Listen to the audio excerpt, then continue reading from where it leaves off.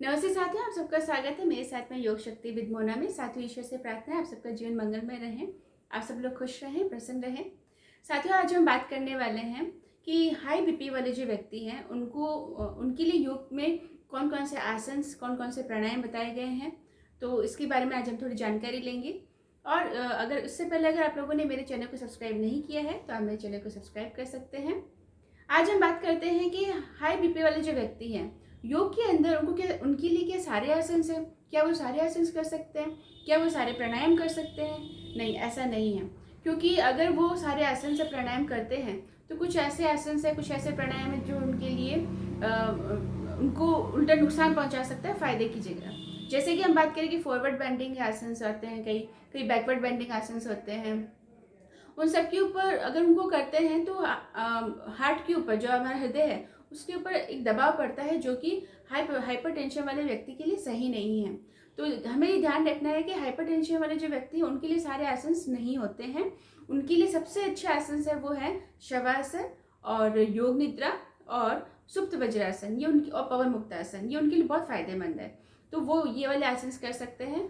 कभी अगर high blood pressure वाले जो व्यक्ति हैं उनका अगर उस समय हाई ब्लड प्रेशर बढ़ा हुआ है और वो शवासन में लेटते हैं तो उनको बहुत आराम मिलेगा और उनका ब्लड प्रेशर लो मेंटेन भी होने लगेगा। अब हम बात करते हैं, तो आसन के अंदर हमने बात की, अब हम बात करते हैं प्राणायाम के अंदर।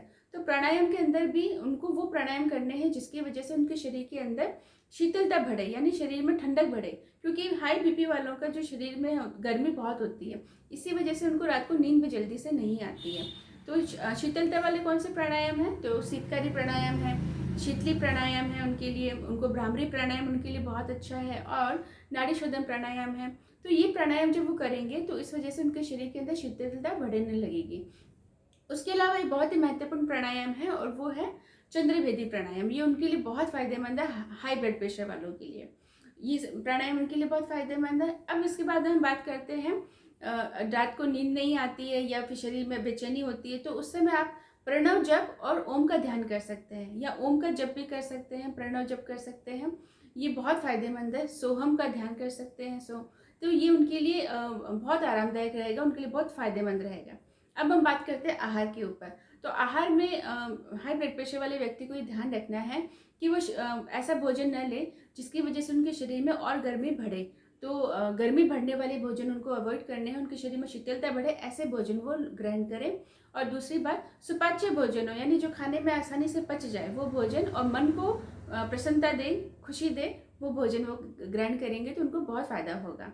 तो इस तरीके से अगर सारी बातों को, छोटी छोटी बातों का ध्यान रखें तो हाई ब्लड प्रेशर वालों के लिए बहुत फायदेमंद रहेगा। एक चीज़ और, आज के समय में अगर हम बात करें तो हाई ब्लड प्रेशर बढ़ना आज के समय में बहुत नॉर्मल सी बात हो गई है। क्योंकि हमारी लाइफस्टाइल हो गया, या हम इतना चिंता करते हैं, इतने तनाव में रहते हैं, हमारा वर्कलोड इस तरीके का है कि हमें अपना पे तनाव, स्ट्रेस आता है। तो इस वजह से भी ब्लड प्रेशर बढ़ने के कारण ये भी होते हैं। तो इसको भी कम करने के लिए हम थोड़ा सा, जब हम योग की तरफ जाएंगे तो ये बहुत फ़ायदेमंद रहेंगे, और हमें चीज़ों को हैंडल करना आने लगेगा, हमें सिचुएशंस को, परिस्थितियों को के साथ हम एडजस्ट करना सीखने लगेंगे, और वो चीज़ें हमारे ऊपर हावी होना कम होने लगेगी। तो ये योग के अंदर बहुत बड़ा फ़ायदा होता है। और एक सबसे जो इम्पॉर्टेंट बात है वो ये ज़रूर ध्यान रखें कि ये सब बातें जो मैंने आपको बताई हैं ये आपको घर पे अपने आप से नहीं करना है। जब भी हाई ब्लड प्रेशर वाले जो लोग योग करने चाहते हैं वो हमेशा एक अच्छे योग प्रशिक्षक के पास जाके पहले उनकी देख रेख में, उनके निर्देशानुसार वो करें, क्योंकि उससे उनको बहुत फ़ायदा होगा। बजाय ये कि जब स्वयं करेंगे तो हो सकता है कि कहीं ना कहीं वो कुछ गलत कर बैठे और उनको नुकसान हो जाए।